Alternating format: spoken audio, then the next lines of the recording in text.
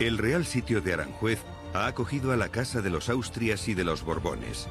Las aguas del Tajo y el Jarama hacen fértiles las tierras que rodean el palacio, recordándonos al Nilo y a los faraones egipcios. Aranjuez es la expresión del dominio del hombre sobre la naturaleza, hecho mediante la ordenación de avenidas arboladas rectilíneas y la construcción de presas y canales para regar huertas, jardines y cultivos.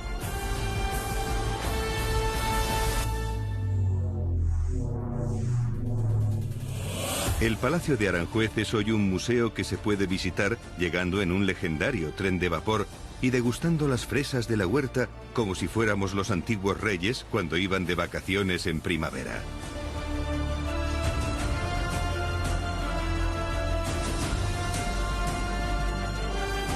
El Real Convento de San Pascual tiene una fachada neoclásica y se estructura en torno a un patio central. El altar mayor está presidido por el Santo Bailón.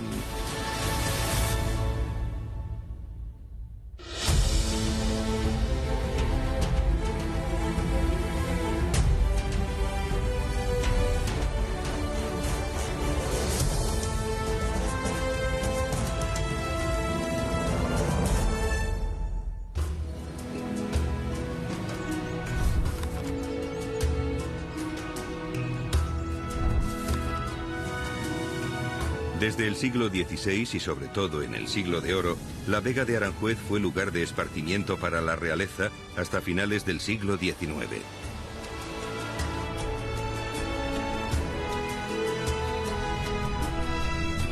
En la Comunidad de Madrid, en el llamado Oasis de Castilla, entre el río Tajo y el mar de Ontígola, está el Palacio Real de Aranjuez.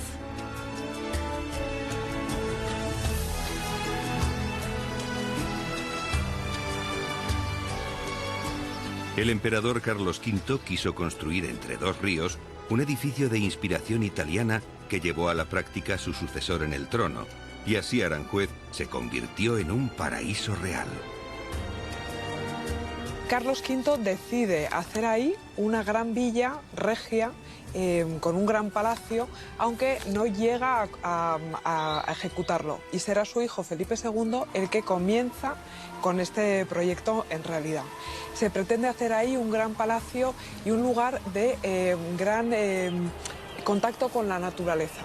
Es muy destacada también toda la obra hidráulica que se hace ahí. Y entonces, como palacio es muy importante a partir de Felipe II, pero es Carlos V el que empieza con la gran idea de hacer una villa regia en la naturaleza.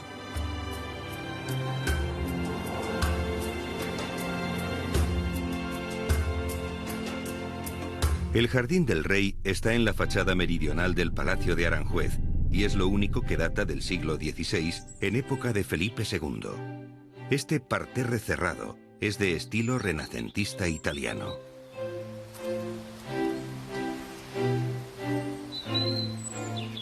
El centro del jardín está presidido por una fuente de jaspe verde labrada por Roque Solario, que se colocó cuando se terminó el jardín en 1582. Los 8 parterres delimitados por caminos de piedra ordenan geométricamente el espacio.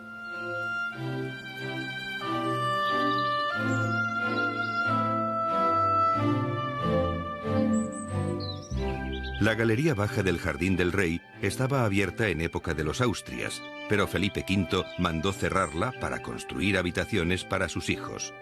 Los bustos de los emperadores romanos, que rodean la estatua de Felipe II, fueron colocados por expreso deseo de su nieto Felipe IV, rememorando tal vez al Imperio Romano en comparación con el imperio que heredó Felipe II de su padre Carlos V. Felipe II siempre soñó con hacer navegable el Tajo hasta Lisboa, pero se limitó a ordenar la construcción de acequias para zonas de regadío. En 1563 se construyó el embalse llamado Mar de Ontígola, dirigido por Juan de Herrera. Actualmente es un humedal de agua salada por la composición del subsuelo. Tiene una extensión de más de 600 hectáreas y acoge una abundante avifauna acuática. Por su valor medioambiental, ha sido declarado Reserva Natural protegida por la Comunidad de Madrid.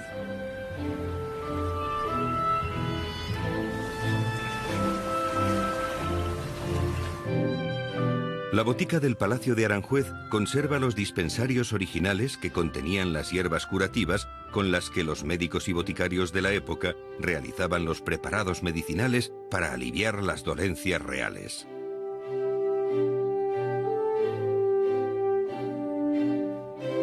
Desde el siglo XV era necesario aprobar un examen para obtener el título oficial y poder ejercer la profesión de maestro boticario.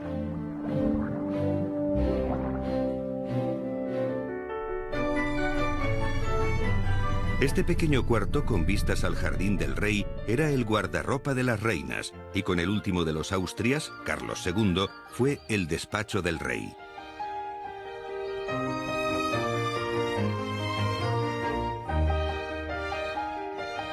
En los estucos de la bóveda, obra de Giambattista Morelli, hay personajes mitológicos y también alegorías que recuerdan al monarca su tarea de gobierno generoso, clemente, humano y severo.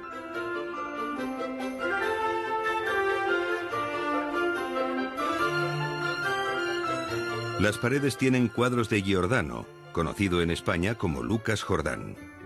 La corte se trasladaba en verano a los palacios de los alrededores de Madrid. Los hitos reales sí facilitan más bien, la vida itinerante de la corte, no del poder. Yo eso insistiría, porque hasta el siglo XVI, que no existía una capitalidad, ¿dónde estaba el Estado? ¿Dónde estaba el poder del Estado? ¿Dónde estaban los reyes? Que si estaban en medio del campo, ahí estaba la capitalidad de España. Pero en este caso es como distinto, que sería parecido un poco a lo que después se decía de San Sebastián. Cuando iban los reyes y el jefe del Estado, se decía que San Sebastián era la capital de España del verano. Pero eso no significaba que toda la estructura del poder se trasladara allí. Y en este caso podemos pensar lo mismo, es decir, que los reyes se fueran normalmente en primavera a Aranjuez, porque era un clima muy agradable, no significaba que todo el poder se traslada desde Madrid a Aranjuez, sino que estaba bien conectado a una persona de confianza del poder, pero conectado con los centros de poder que seguían estando en Madrid. Y lo mismo podemos decir cuando se trasladaban a la granja. La escalera de honor se extiende desde la fachada de la Plaza de Armas hasta el patio central del palacio. Felipe V encargó esta escalera imperial a Santiago Bonavía en 1741. Los tramos iniciales representan una escenografía al estilo tardobarroco italiano con una balaustrada rococó.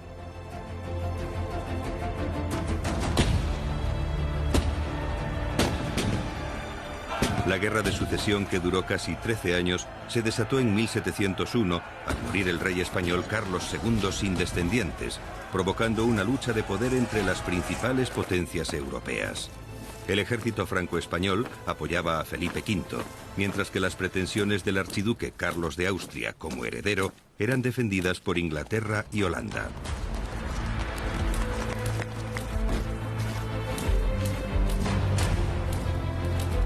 Austria, Prusia, Saboya y los príncipes alemanes se unieron al archiduque Carlos. Estaba en juego la supremacía del imperio español en Europa, Asia, en los océanos y en los territorios de ultramar.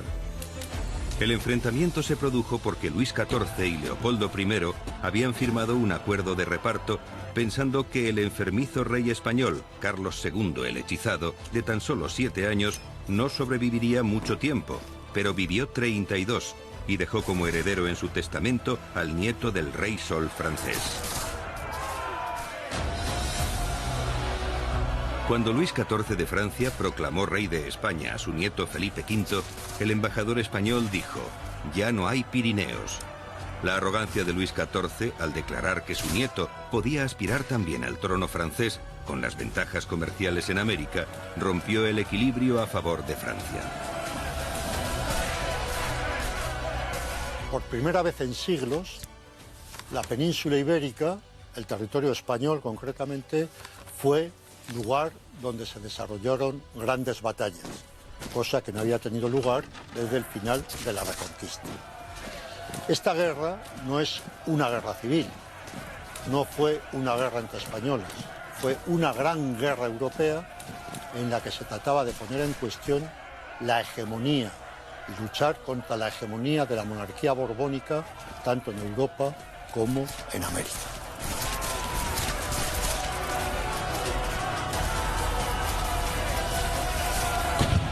Dicen que la segunda esposa de Felipe V, Isabel de Farnesio, tenía un carácter manipulador y que era la verdadera monarca, ya que su marido, Felipe V, padecía crisis depresivas y solo se animaba con la música o cuando se avecinaba alguna guerra.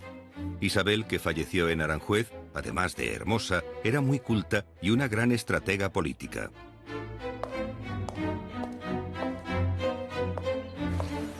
En el Palacio de Aranjuez, construido por los Austrias, se entremezclan el arte mudéjar con el Renacimiento italiano, pero además, en época de los Borbones, se remata dándole un cierto aire francés.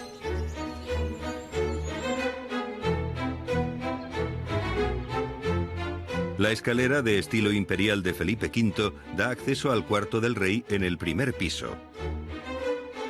Los jarrones de mármol proceden de la granja y en las hornacinas del rellano principal encontramos los bustos del abuelo de Felipe V, el rey Sol Luis XIV, principal artífice de su subida al trono. Junto a él se hallan su abuela, la española María Teresa de Austria, y su padre, el gran delfín de Francia.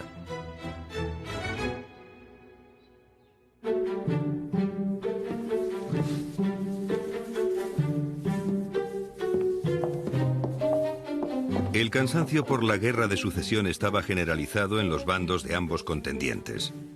En Inglaterra hubo un cambio en el gobierno que apartó del poder al general Marlborough, el célebre personaje de la canción popular castellana del Mambrú se fue a la guerra.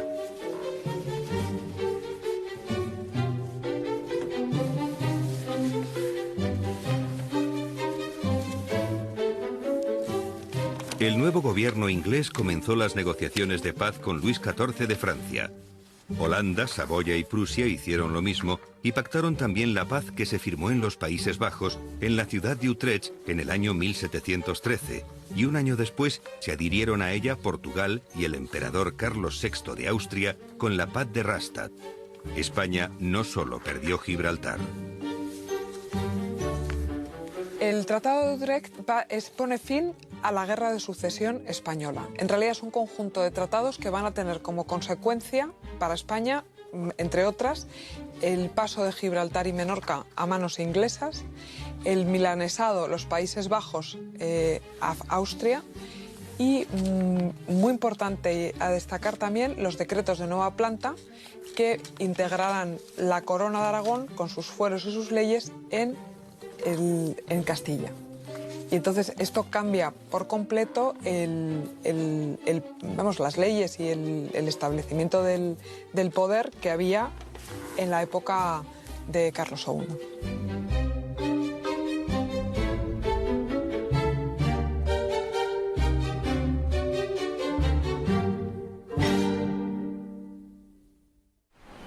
Volvemos al Palacio de Aranjuez.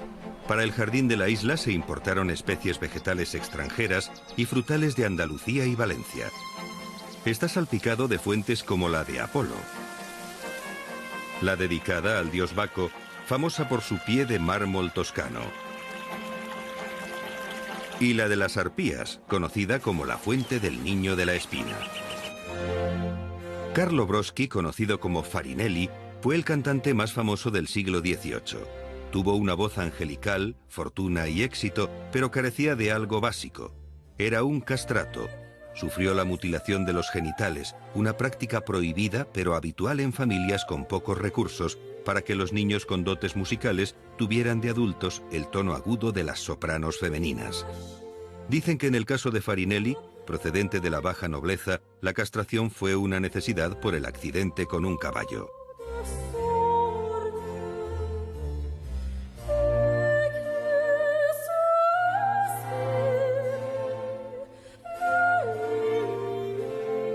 Farinelli era idolatrado por el público de toda Europa, pero renunció a todo para ser el cantante durante 8 años de un solo hombre, Felipe V.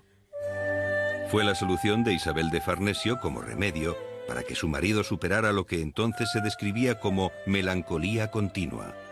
Según se cuenta, Farinelli realizó 3.212 actuaciones cantando de forma particular para Felipe V. El divo italiano permaneció en España 22 años porque también fue el artista de cabecera de Fernando VI, con el que fue una especie de ministro de Cultura.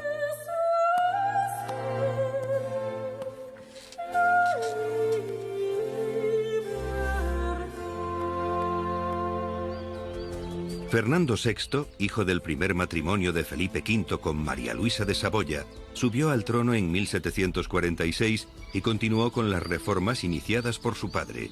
Hizo de Aranjuez el escenario de grandes fiestas y otorgó al real sitio una nueva dimensión, creando una pequeña ciudad cortesana mediante la unión del núcleo palatino con el entorno.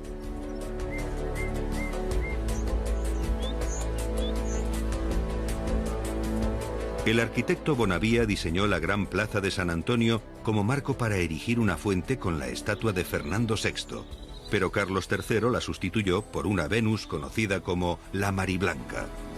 La plaza está flanqueada por la Real Iglesia de San Antonio, enlazada mediante pórticos con otros edificios.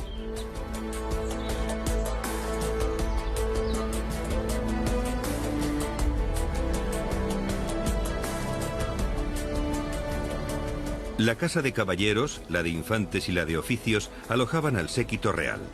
Estas dependencias se unen al palacio por galerías porticadas mediante arcos de medio punto, sustentados por pilares rectangulares labrados en piedra de granito de Colmenar.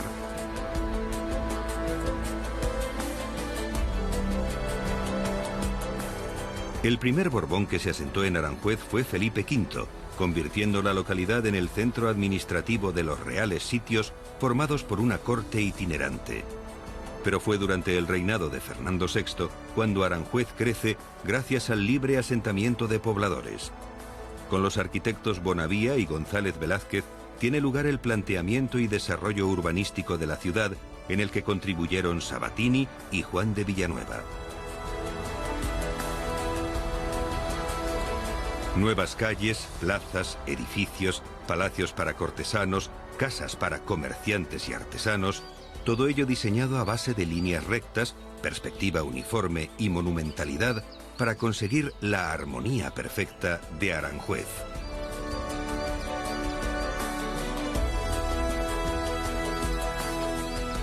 En el año 1984, este municipio del sur de la Comunidad de Madrid fue declarado Conjunto Histórico Artístico.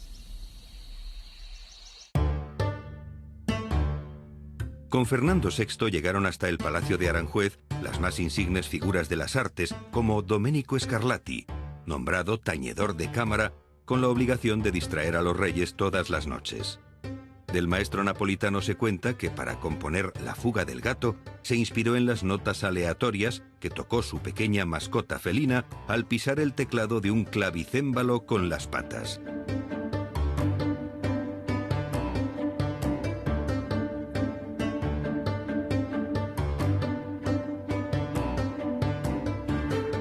El marco ideal para escuchar las melodías de Scarlatti era este salón, decorado como sala de conversación por Giacomo Amigoni, cuya bóveda muestra un retrato alegórico moral sobre las virtudes del pacífico reinado de Fernando VI.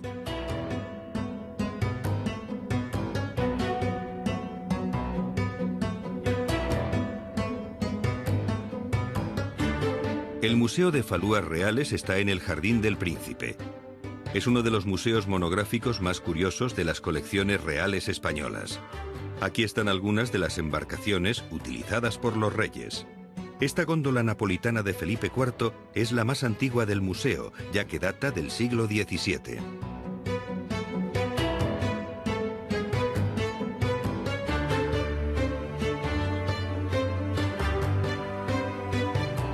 Los desfiles fluviales formaban parte de la escenografía regia desde tiempo de los Austrias, aunque alcanzaron su mayor esplendor en el siglo XVIII con Fernando VI, cuando el cantante Farinelli organizaba grandes fiestas en torno al río Tajo.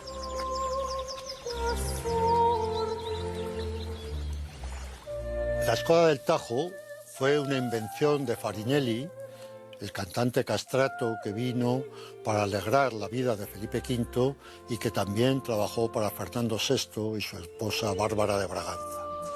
Él inventó una flotilla de falúas que navegaban por el río Tajo y por el mar de Ontígola, encima de las cuales iban una serie de músicos, especialmente el propio Farinelli al clave, que acompañaba las canciones de Bárbara de Braganza. Todavía hoy podemos contemplar en el Museo de Aranjuez estas falúas que constituían, las 11 falúas que constituían la escuadra del Tajo, para cuyo gobierno se trajeron desde Cartagena una dotación de marinos que tenían, es decir, su sede en Aranjuez. Es decir, en el centro de la península, durante la época borbónica, hubo siempre una dotación de mar. La muerte sin descendencia de Fernando VI propició que Carlos III, también hijo de Felipe V, fuera designado rey de España. Carlos era ya rey de Nápoles, y aunque su llegada se esperaba con recelo por la desconfianza en un monarca que había pasado 28 años en el extranjero, al final hubo que celebrarlo con gran solemnidad, porque se ganó el afecto de los españoles.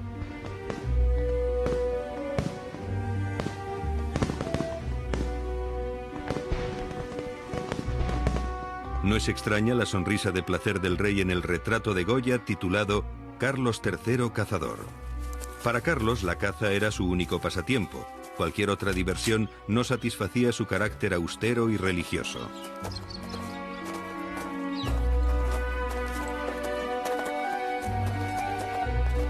Esa despreocupación por lo mundano no supondría un menosprecio hacia el real sitio de Aranjuez. El rey era consciente de que los palacios, los teatros y demás construcciones regias eran el reflejo del prestigio personal y dinástico de la corona española. Por eso puso en marcha una serie de grandes obras en todo el reino y también en el Palacio de Aranjuez y su entorno.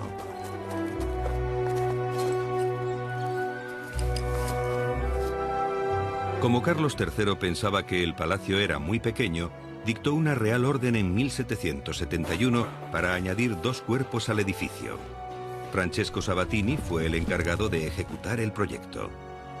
Este arquitecto palermitano, que ya había trabajado para el Borbón en Nápoles, comenzó la construcción de 2 salas perpendiculares a la fachada principal ya existente, y el resultado es un espectacular patio de honor a la francesa que recibe el nombre de Plaza de Armas.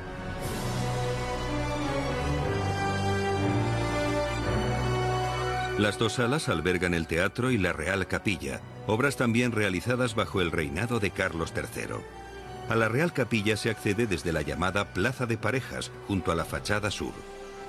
Fue construida también por Sabatini, en el ala izquierda, añadida en 1778 a la fachada de poniente del palacio, y sustituyó a la capilla erigida por Felipe II.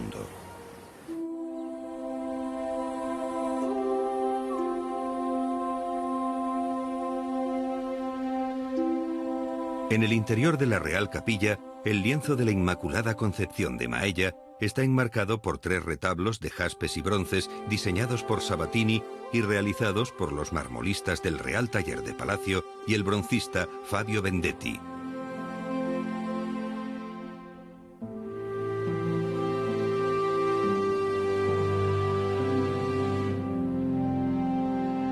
Los frescos principales de la bóveda de linterna son de Francisco Valleu, cuñado de Goya, y las figuras de bulto se deben a Roberto y Pedro Michel, escultores reales durante los reinados de los Borbones, desde Felipe V hasta Carlos IV.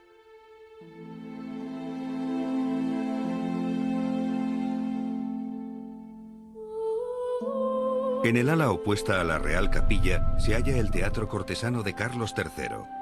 El artista neoclásico Anton Rafael Mengs, nacido en Bohemia, fue el encargado de pintar los techos.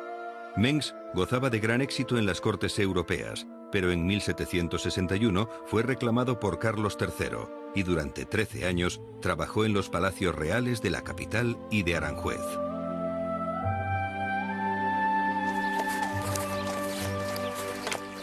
La intención de Carlos III en los sitios reales era crear ciudades modelo que reflejaran los ideales ilustrados sin perder el carácter de residencias campestres. En Aranjuez promovió una explotación agrícola donde se experimentaron nuevos cultivos y técnicas para mejorar el rendimiento de las cosechas.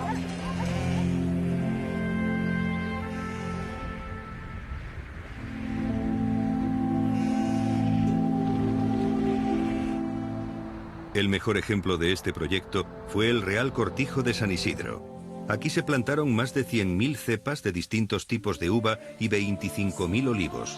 Pero a pesar del real empeño, el novedoso experimento agrícola y ganadero de Carlos III no prosperó por falta de rentabilidad.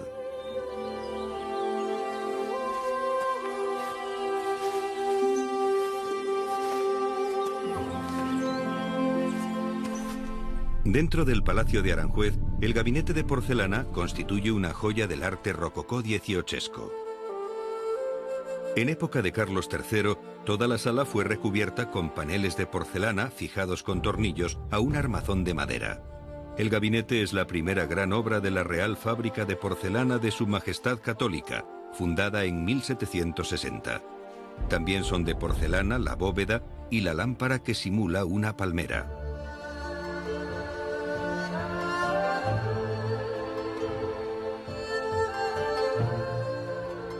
La porcelana era, a mediados del siglo XVIII, un auténtico secreto de Estado. Su elaboración fue celosamente guardada y todas las cortes europeas deseaban hacerse con el producto mágico consistente en una pasta dura que con gran cautela Carlos III traía de la fábrica napolitana de Capodimonte. En uno de los paneles de la sala se aprecia la firma en latín del autor, Giuseppe Gricci, delineado y tallado en 1763.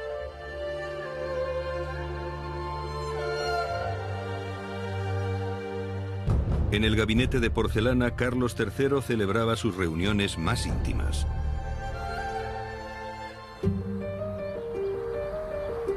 Juan de Villanueva comenzó la obra de este palacete en marzo de 1794 y un año después el rey ya tenía aquí su primer almuerzo. En una primera fase se hizo la nave central y en 1800 fueron añadidas 2 salas al edificio principal. La Casa del Labrador está a unos 4 kilómetros del Palacio Real de Aranjuez, dentro del Jardín del Príncipe.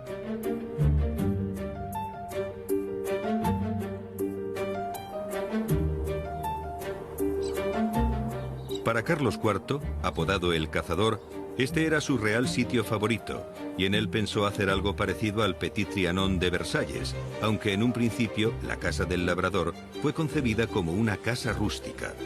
Según avanzaban las obras, Carlos IV transformó los planos para hacer un edificio más grande y lujoso donde poder descansar en los meses de primavera tras sus jornadas de caza.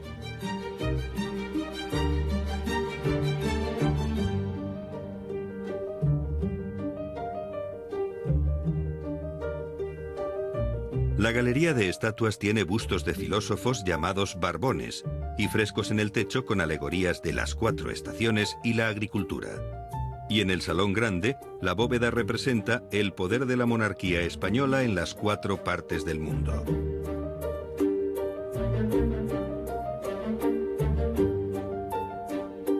A excepción del pavimento de mármoles, el gabinete de platino fue diseñado y construido en Francia. El prestigioso arquitecto Charles Percier buscó a los mejores ebanistas y artesanos parisinos para las aplicaciones de bronce y platino. El techo del gabinete fue un capricho personal de Carlos IV y está decorado con arabescos geométricos y pájaros exóticos.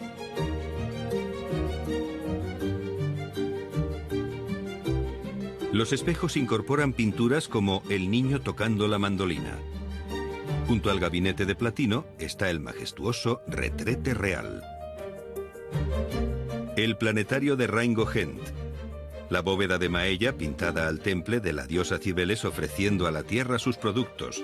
Y las sedas de Lyon cubriendo las paredes caracterizan a la sala de compañía. En la Casa del Labrador hay piezas espectaculares como el reloj de columna, situado en el centro de la galería de estatuas. Una de las aficiones de Carlos IV era la relojería, y desde joven adquirió muchos relojes para las residencias regias. En esta casa, el rey disfrutaba sin límites. Según el escritor William Beckford, su católica majestad solía cocinar con sus propias y reales manos y para su propia y real tripa, criadillas, tortillas de ajo y otros platos sabrosos de la cocina española.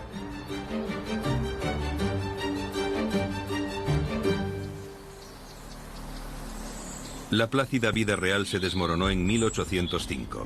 Carlos IV firmó en la Casa del Labrador el tratado con la Francia napoleónica que terminó en Trafalgar, la derrota naval más dolorosa de España frente a Inglaterra. Y en 1808, un levantamiento popular provocó la abdicación de Carlos IV. El caldo de cultivo del motín de Aranjuez fue la tensión generada por la entrada de las tropas francesas en Madrid.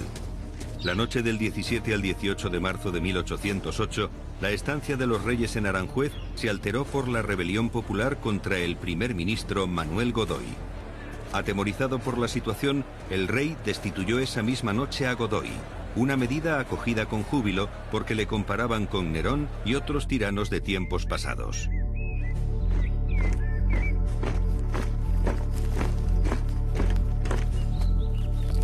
El hasta entonces príncipe Fernando, hijo de Carlos IV, pasó a ser rey de España y para ganarse la confianza de Napoleón cedió la custodia de sus padres al general Murat. Poco después el rey dimisionario Carlos IV y su esposa fueron trasladados a Francia. El motín de Aranjuez provocó la fractura de la familia real.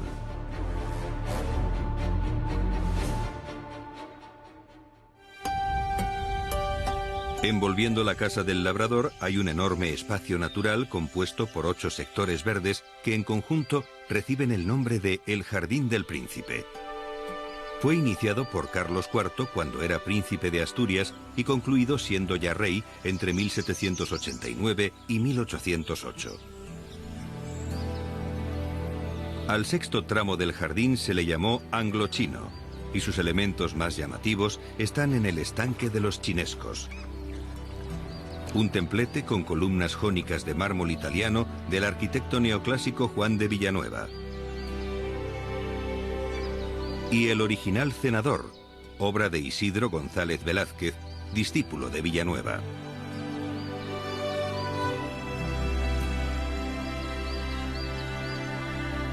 Carlos IV mandó plantar aquí especies exóticas provenientes de los territorios de ultramar del Imperio Español.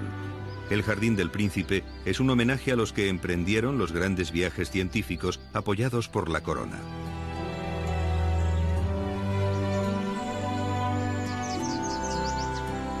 Fue en Aranjuez donde se fraguó una expedición científica trascendental para el conocimiento del planeta. Hasta aquí llegó Alexander von Humboldt en 1799 para solicitar el permiso real y embarcar rumbo a las colonias españolas. Carlos IV se enamoró de la idea y sin dudarlo le concedió todo lo necesario para su gran aventura. El viaje de Humboldt duró 6 años y recorrió casi 10.000 kilómetros, desde Caracas hasta las fuentes del Orinoco y desde Bogotá a Quito, además de México. Algunos hallazgos de Humboldt fueron el estudio de la corriente oceánica de la costa oeste de Sudamérica, que durante mucho tiempo llevó su nombre, y la relación del vulcanismo con la evolución de la corteza terrestre. También recopiló gran cantidad de datos sobre la fauna, el clima y la flora americanas.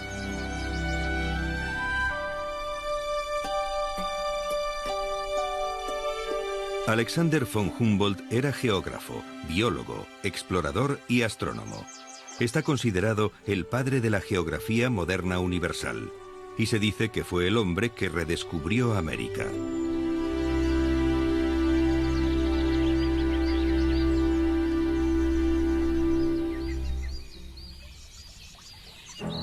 Otro ejemplo de la afición regia por la ciencia y los avances de la tecnología tuvo lugar en Aranjuez cuando sobre los jardines del Real Sitio se hizo el primer ascenso de un globo aerostático no tripulado en España.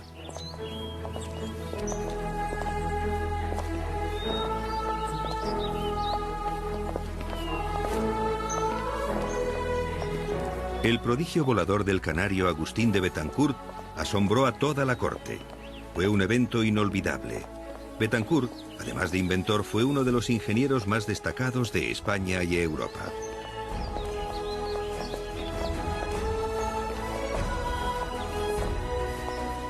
En la Rusia de principios del siglo XVIII, Betancourt prestó servicio al zar Pedro el Grande, diseñando el proyecto urbanístico de San Petersburgo. En reconocimiento a sus muchos años de trabajo para los zares, se le nombró teniente general del ejército ruso. Este acontecimiento ocurría unos meses después de que en Francia, sus inventores, los hermanos Montgolfier, lograsen con éxito un ascenso en Versalles también sin tripular, y otro con 3 curiosos pasajeros, un gallo, una oveja y un pato.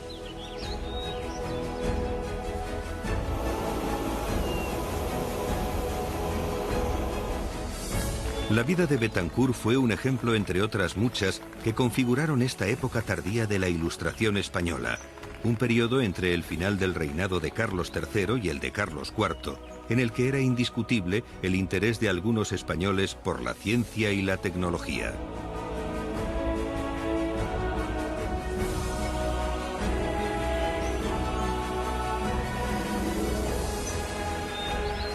Isabel II, la nieta de Carlos IV, ocupó el trono español en 1833. La llamada Reina Castiza, o también la de los tristes destinos, encontrará en el Real Sitio de Aranjuez un lugar ideal para desarrollar su gusto por las artes decorativas. De hecho, el edificio que hoy podemos visitar se debe en buena parte a la ornamentación del periodo isabelino. Fue bajo su reinado cuando se emprendió la última gran reforma del Palacio de Aranjuez.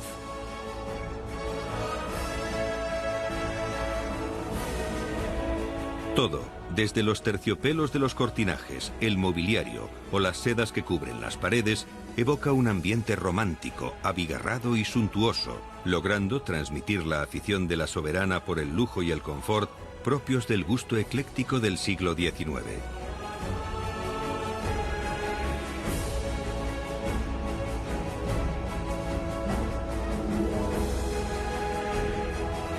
Las estancias de la reina Isabel en estas habitaciones del Palacio de Aranjuez no eran muy prolongadas, pero sí frecuentes, y siempre venía acompañada por una comitiva dispuesta a compartir su permanente inclinación a disfrutar de los placeres de la vida.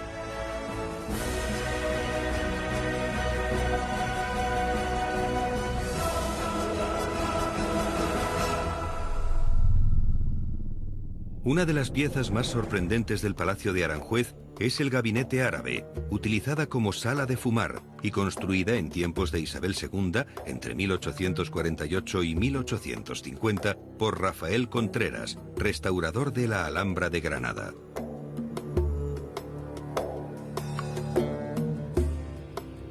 La decoración de esta sala es una prueba evidente del romanticismo de la época, tan proclive a lo oriental y lo exótico.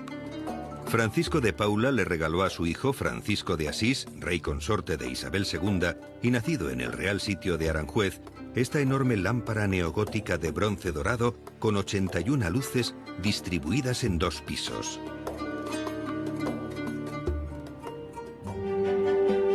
En las paredes del gabinete de cuadros chinescos cuelgan 200 pinturas chinas realizadas sobre papel de pulpa vegetal, adquiridos por Isabel II en 1847. En ellos podemos apreciar embarcaciones, desfiles ceremoniales e incluso métodos de tortura.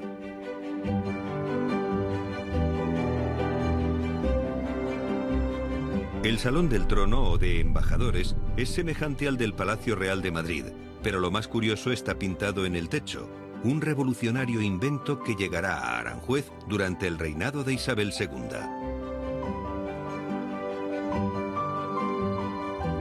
El ferrocarril es importantísimo y yo suelo decir, a algunos les suele llamar la atención, que el ferrocarril construye la nación española. El ferrocarril es un elemento fundamental, como pueden ser las constituciones o como pueden ser determinadas burguesías para afirmar la nación española en el siglo XIX. ¿Por qué? Porque el ferrocarril contribuye a acabar con esa especie de compartimentación de las tierras españolas fruto de su orografía. El ferrocarril pues va a uniformar los modos de vida, las expresiones, incluso culturales. España se va a hacer muchísimo más uniforme porque el ferrocarril va a ir recorriendo toda la geografía española llevando esa idea de que es una España igual que ya lo han proclamado las constituciones, pero que el ferrocarril lo va a hacer visible. Y ya desde 1848 el Barcelona-Mataró o el 51 el Madrid-Aranjuez, pues ya comienza una época de grandes construcciones ferroviarias. Podemos hacernos la idea de que en 10 o 12 años se construyen 5.000 y pico kilómetros de ferrocarril. Tras la restauración borbónica en el hijo de Isabel II, la modernidad se instaló en las estancias del Palacio de Aranjuez. El día antes de la boda de Alfonso XII y María de las Mercedes, ambos tuvieron la primera conversación telefónica de España. Un revolucionario invento, el teléfono, unía Madrid con Aranjuez.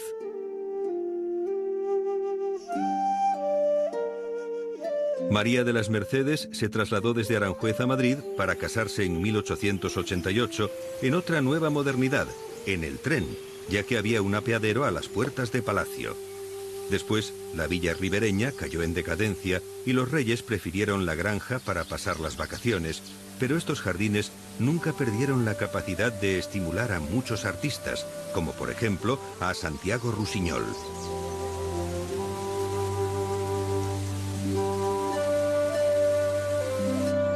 Rusiñol, escritor y pintor barcelonés, viajaba con frecuencia a Madrid para pasear por estos jardines y capturar la magia de sus colores y matices en muchos lienzos magistrales.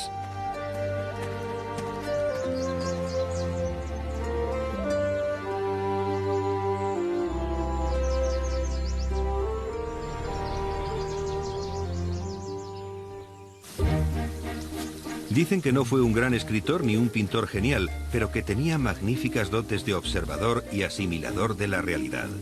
Fue siempre artista, tanto con la pluma como con los pinceles, y siempre supo cautivar a sus admiradores.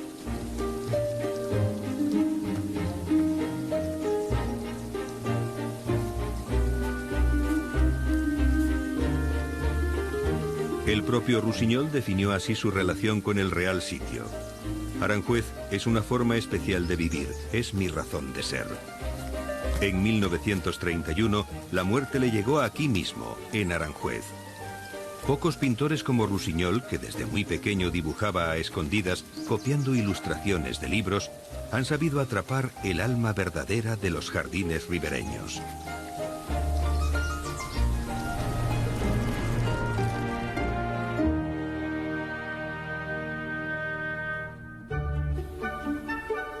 Una de las composiciones musicales españolas más famosas en el mundo entero es el Concierto de Aranjuez, estrenado en 1940. Según su autor, Joaquín Rodrigo, el concierto captura la fragancia de magnolias, el canto de pájaros y el chorro de las fuentes de los jardines de Aranjuez. Según dicen, la inspiración le llegó al maestro Rodrigo, ciego desde los 3 años, gracias a las descripciones que de estos paisajes le hacía su esposa.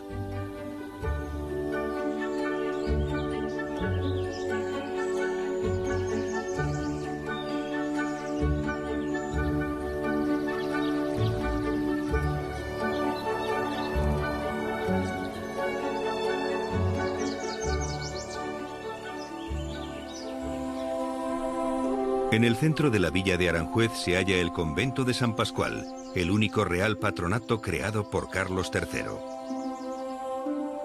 San Pascual Bailón fue un pastorcito aragonés, el cual defendió la existencia real de Cristo en la consagración durante la misa.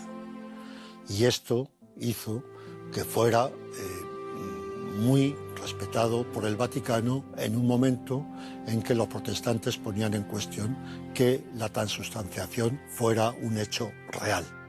Es un personaje legendario, es por un lado patrón de los cocineros, patrón de los congresos eucarísticos, y la leyenda dice que a todos sus fieles le avisa 3 días antes de su muerte llamando a la puerta para que puedan ponerse a bien con Dios antes de morir. San Pascual sufrió los ataques de los protestantes hacia los católicos. En Francia fue brutalmente apedreado y salvó la vida de milagro. El protestantismo tuvo una situación compleja en España. España no está en el centro de Europa y aquí se ve claramente, por lo tanto, y luego teníamos nuestra propia situación, que era combatir el judaísmo y combatir el islam. La situación ante el protestantismo, además, es bastante clara. Ya Carlos V recomienda a su hija Juana, que está de regente, que no se trate a los herejes protestantes como herejes, sino como personas que luchan contra el Estado, están actuando contra la seguridad del Estado. Entonces se va a interpretar y se va a realizar, la situación contra el protestantismo va a ser más bien política que religiosa. Un cuadro de San Pascual Bailón preside el altar mayor de la iglesia del convento, donde tuvo gran relevancia Sor Patrocinio, religiosa muy influyente en la vida política del siglo XIX. Consecuencia de su actuación, pues ella supo ganarse el afecto y la influencia sobre Isabel II y su marido Francisco de Asís, fue el poder que tuvo en la política española de la época. Por ello, sufrió destierro, a consecuencia sobre todo del atentado contra Isabel II del cura Merino con el apuñalamiento de la reina. Pero perdonada, volvió a España y con la protección real fundó el Colegio de San Pascual en Aranjuez, que fue el comienzo de una serie de fundaciones reales también en el Escorial y en La Granja. Al final de su vida fue desterrada una vez más y murió en 1891, cuando aquellas figuras con las que ella tanta importancia había tenido habían ya desaparecido hace tiempo.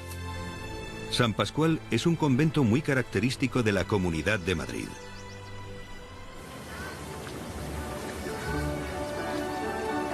Durante 3 siglos, el Palacio de Aranjuez fue objeto de deseo para las dinastías de los Austrias y los Borbones, y en él disfrutaron los monarcas reinantes. Actualmente se ha convertido en un formidable museo dentro del conjunto de los sitios reales custodiados por Patrimonio Nacional. Todo el que llega a Aranjuez descubre que la villa madrileña se diseñó para vivirla con intensidad y no es posible abarcar todos sus encantos con una visita rápida. El conjunto de edificaciones y alrededores del Real Sitio ha sido declarado por la UNESCO Paisaje Cultural Patrimonio de la Humanidad.